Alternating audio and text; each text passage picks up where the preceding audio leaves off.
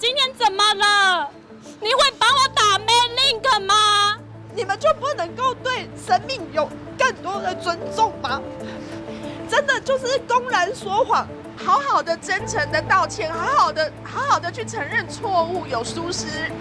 好好的去把它改进，有这么困难吗？大家好，我是宇宇说。最近一名长荣航空的空服员在执勤后不幸离世的事件，在社群媒体上引发了巨大的震撼与愤怒。为什么好好上个班会变成这样呢？这起悲剧不仅点燃了公众对个案处置失当的怒火，更撕开了航空业光鲜亮丽表面下长期存在的制度问题。这究竟是一次不幸的个案，还是一个高压血汗的企业文化下必然发生的悲剧呢？今天我们就来聊聊这起事件吧。影片开始前，大家可以先帮我按赞、订阅和开启小铃铛哟。我们先来了解一下这事情的经过。至少是网友在 Twitter 上爆料，说一名长荣的空服员在9月22号飞往米兰的航班上就已经身体不舒服。当时他也有跟其他组员和座舱长报告这个问题。到了25号飞回台湾的时候，情况更为严重，整个人都在发冷，行动变得很困难，严重到连乘客都发觉不对劲。天文中指控，当天的座舱长不但没有让他好好休息，中间甚至安排这位空服员抱病去送餐，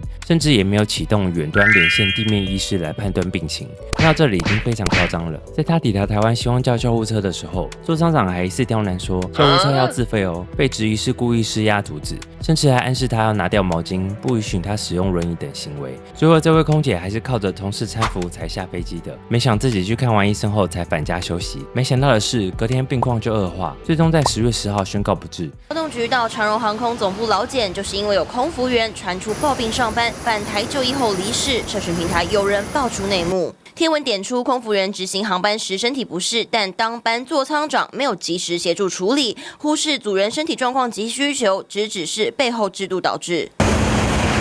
对话记录在得知9月25号前，空服员执行4天米兰航班，去程已经多次反映不舒服，全部组员也知情。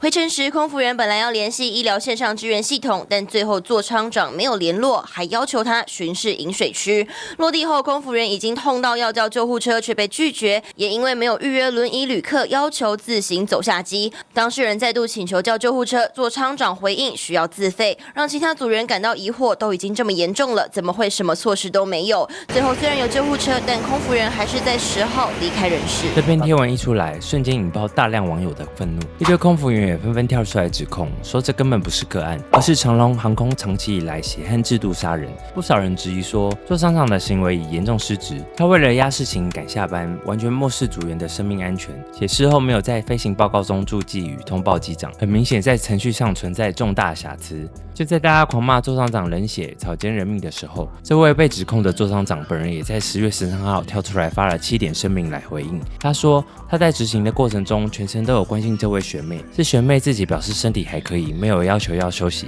他才安排了像发饮料这种比较轻松的工作。而天文中指出不准使用轮椅叫救护车等行为，座舱长声称这些都是讨论后学妹本人同意才这么做的。他唯一承认的疏失是没有主动启动远端医疗系统。他表示，舆论批评他做的不够好，他都可以接受，但把一条人命悬在他头上，对他来说实在太沉重了。如果再有不实的指控，他会保留法律追诉权。而就在座舱长发布声明后，马上就有业内人士出来打脸他的说法。座舱长被指控没有及时协助，民航局也证实航班报告书上根本没记录，飞机上其实有组员出现生病情况。像这个已经涉及到治安的问题的，他事后也有去询问当事人状况有没有好一点，他其实也应该要补这个报告。是规定在客舱里面大事小事都要回报啦。在回程的时候，他也有被关心他不舒服，甚至是坐着轮椅下飞离开机场的。所以以一个这样的事情来讲，是很明确、很严重的一件事。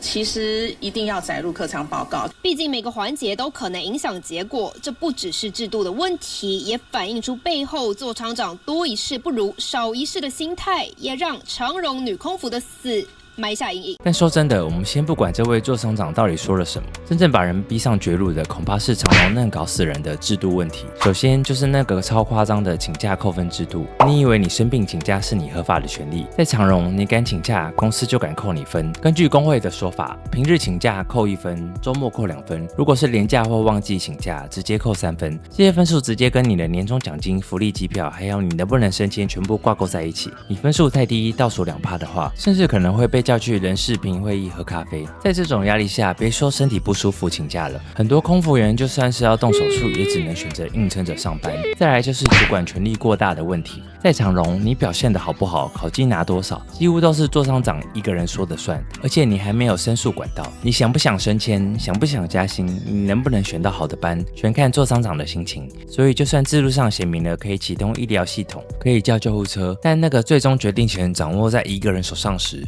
就很容易出问题。而且长荣航空这种血汗公司也不是浪得虚名。2019年那场轰动全台的大罢工，大家还记得吧？这几年下来，长荣几乎年年都因为超时工作违反劳基法，罚款金额从几十万暴增到几百万，但人家根本也没在怕，宁愿缴罚金也不愿意真正改善工作环境。在很多人的想象中，空服员是个形象好、薪水高又能环游世界的梦幻职业，但这次的事件根本是狠狠扯下那层光鲜亮丽的皮。这整件事最可怕的已经不只是劳工权益问题，而是飞行安全的问题。你想想看，当你坐在飞机上，万一遇到乱流、机舱失压等问题，你需要的是一群冷静、专业、身心状态都在线的机组人员。但如果他们全都是带病上班、过劳上班，遇到紧急状况时，他们要怎么维持判断力？等于说，我们享受的飞行安全，很可能都是建立在这些机组人员的过劳与血汗上面。这才是这件事背后最让人细思极恐的地方。那你怎么看待这次长荣空服员事件呢？留言跟我说你的想法吧。好啦，今天的影片就到这里。喜欢这部影片的话，请帮我大大的爱个赞，然后订阅和支持我们的频道。每周我都会更新2部影片。我是雨雨，下支影片见喽，拜拜。公然说谎，好好的真诚的道歉，好好的去承认错误有疏失，好好的去把它改进，有这么困难吗？请问一下，你关心过长荣航空的空服员吗？现在空服员每个人，谁不是起飞降落的时候偷偷的哭？我们现在都会，甚至出发前都会问对方说：“学姐，如果我怎么了，你可以请工会帮我吗？”今天长荣航空你就没有一点悔意，觉得你可以再多做一点什么？你还要开一个记者会来帮自己说话，说你们已经做了很多，你们已经，你们超时2分钟不应该被罚，你们就不能够对生命有更多的尊重吗？就是公然说谎，然后问题你一向都不想回答。请假没有惩处，也一定会让大家请我知道。那你为什么不回答？请假会不会扣分？就真的像吸血鬼一样，就是追着他后面讨证明吗？已经是一个很年轻、花样年华的学妹死掉了，她真的死掉了，活生生在我面前就死掉了。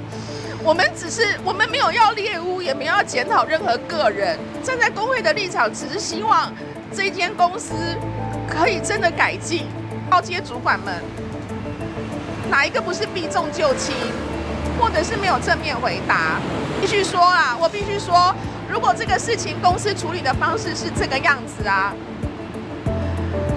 我们所有的空服员不会善罢甘休的，我们一定要让公司改进